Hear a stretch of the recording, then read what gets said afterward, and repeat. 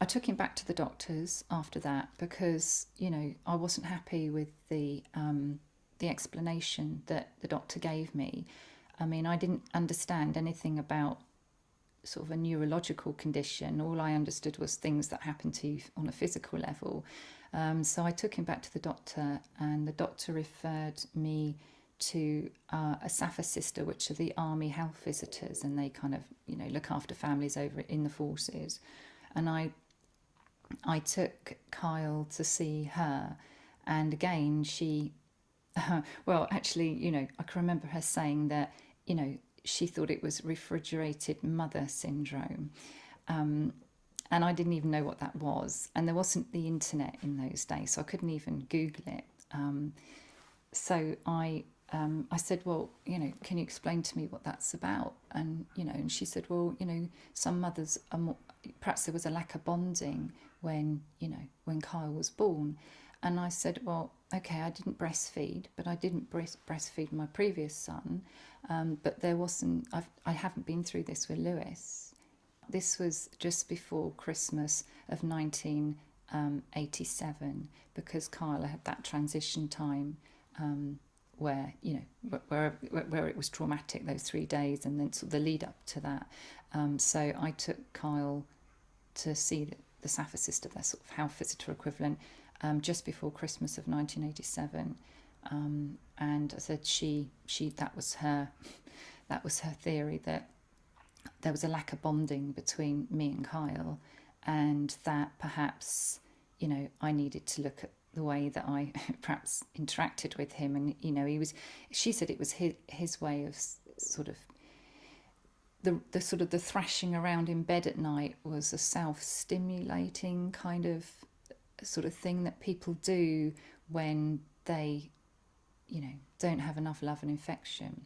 So that made me paranoid, and I felt inadequate, I suppose, as a mum. So I read a bit on autism, and funny enough, there was a lady living behind me, whose sister had an autistic son, and she came over, and Lewis used to play with her lad Sam, and she came in and she came to pick Sam up one day, and she said, I hope you don't mind me saying, but I think your son could have autism. She said, because he behaves like my sister's boy, rocks from side to side, doesn't sleep, won't look at you, won't let you touch him, won't let you pick him up, doesn't want to play with other children. And she said these are all the things that her sister's, lad was doing, but he was a bit older than Kyle. He was about 3 or 4.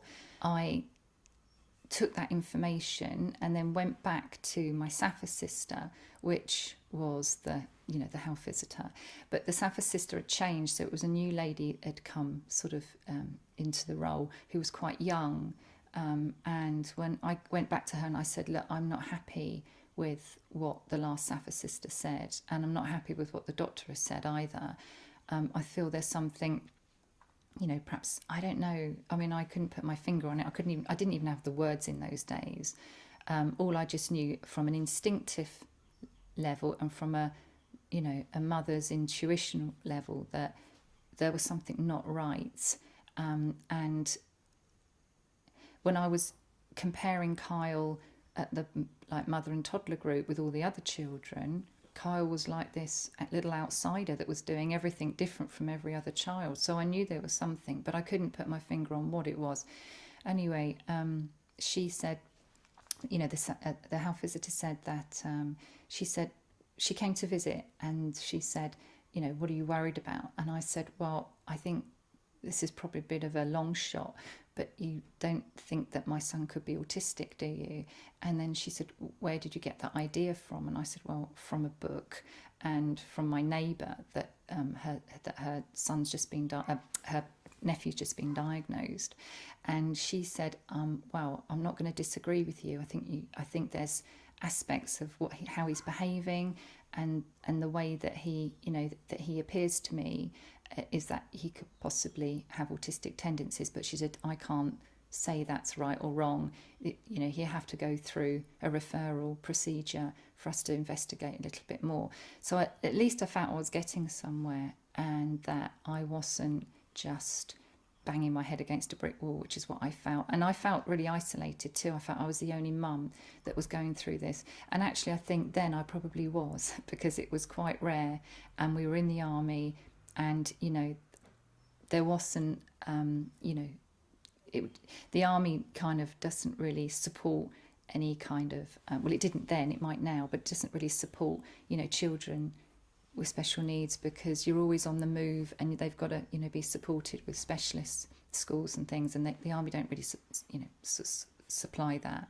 So I did feel really alone. Anyway, after that, things happened really quickly, and before I knew it, we had a referral to see a specialist paediatrician and an educational psychologist, and they were both really great, actually. Mr. Williams was our ed psych, and he came to the house and he did endless assessments with Kyle. And also we had lots of assessments with the paediatrician, who sort of decided that he thought Kyle might need grommets, which are these little things they put in the ear to help a thing called glue ear, because he thought maybe Kyle was deaf because of glue ear. But, you know, I knew that wasn't the case. I knew it was just a, I don't know, a tick in the box, really.